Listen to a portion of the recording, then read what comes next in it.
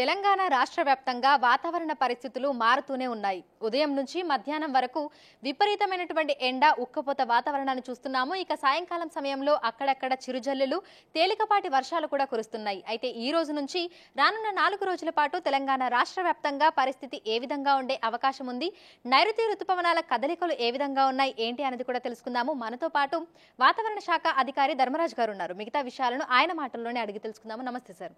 Sir, మళ్ళీ అదే ఉక్కపోత వాతావరణం చూస్తున్నాము. దాంతో పాటుగా అక్కడక్కడ మనకు తేలికపాటి జల్లులు కూడా పడుతున్నాయి. అయితే పరిస్థితి ఏ విధంగా ఉండొచ్చు అంటారు? ప్రస్తుతం కనుక చూసుకున్నట్లయితే నైరుతి ఋతుపవనాలు అనేవి మందకోడిగా కదులుతూ ఉన్నాయి.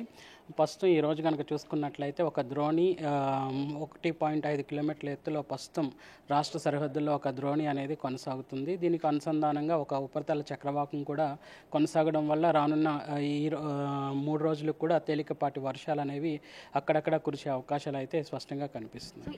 ఏ జిల్లాలలో మనకు తేలికపాటి నుంచి మోస్తారు వర్షాలు కురిసే అవకాశం ఉంది అంటారు? ఏ జిల్లాలకు కలర్ వార్నింగ్స్ అనేవి ఇవ్వడం జరిగింది?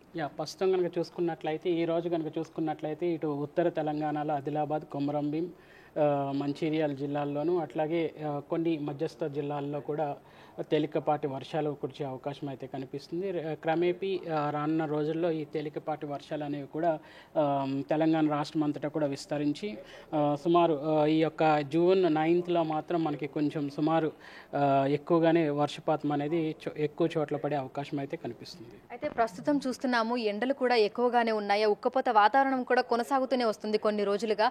సో ప్రస్తుతం గరిష్ట ఉష్ణోగ్రతలు ఎంతవరకు నమోదవుతున్నాయి అంటారు? ప్రస్తుతం కనుక చూసుకున్నట్లయితే సుమారు నల్గొండలో మాత్రం మనకి అధికంగా 38.6 డిగ్రీల వరకు కూడా ఉష్ణ తీవ్రత అనేది గణనీయంగా నమోదైంది. అలాగే ఉత్తర తెలంగాణ జిల్లాల్లో కూడా మనకి ఉష్ణ తీవ్రత స్వల్పంగా తగ్గిందని చెప్పొచ్చు. ముఖ్యంగా ఇటు ఖమ్మం నుంచి ఇటు నల్గొండ పరిసర ప్రాంతాల్లో మనకి 38 నుంచి 39 డిగ్రీలు ఎండ తీవ్రత అనేది కొనసాగుతుంది. అటు ఉత్తర తెలంగాణ జిల్లాలు, ఇక్కడ మధ్యస్థ జిల్లాల్లో కూడా ఎండ తీవ్రత అనేది 33 నుంచి 35 డిగ్రీల వరకు కూడా కొనసాగుతుంది. అయితే రానున్న రోజుల్లో తేలికపాటి నుంచి మోస్తారు వర్షాలు కురిసే అవకాశం ఉందని చెప్పారు. మరి ఎండ తీవ్రత ఏమైనా తగ్గొచ్చు అంటారా? ప్రస్తుతం నమోదవుతున్న గణాంకాలే కొనసాగే అవకాశం అయితే కనిపిస్తుంది. ప్రస్తుతం కూడా సాధారణ స్థాయిలోనే ఎండ తీవ్రత ఉన్నప్పటికీ కూడా మనకి మన గత 4 రోజులుగా కురిసినటువంటి వర్షాల వల్ల మనకి ఎండ తీవ్రత తగ్గింది, స్వల్పంగా 1 డిగ్రీ పెరిగిందనే చెప్పొచ్చు. అయితే ఈ తేలికపాటి వర్షాలతో పాటు ఈదురుగాలులను కూడా ఎక్స్పెక్ట్ చేయొచ్చు అంటారా? వాటి పరిస్థితి ఏ విధంగా ఉండే అవకాశం ఉంది? ప్రస్తుతం కనుక చూసుకున్నట్లయితే రానున్న 5 రోజులు కూడా ఈదురుగాలుల ప్రభావం అనేది రాష్ట్రం అంతటా కూడా ఉండే అవకాశం అయితే కనిపిస్తుంది. ఈ ఈదురుగాలులు అనేవి సుమారు గంటకు 30 నుంచి 40 కిలోమీటర్ల మేర ఉండే అవకాశం అయితే స్పష్టంగా కనిపిస్తుంది. అయితే భారీ వర్షాలను ఎప్పుడు ఎక్స్పెక్ట్ చేయొచ్చు అంటారు? ఎందుకంటే ఈ ఏడాది వర్షపాతం అధికంగా ఉండే అవకాశం ఉన్నట్లుగా కూడా ముందే మీరు చెప్పడం జరిగింది.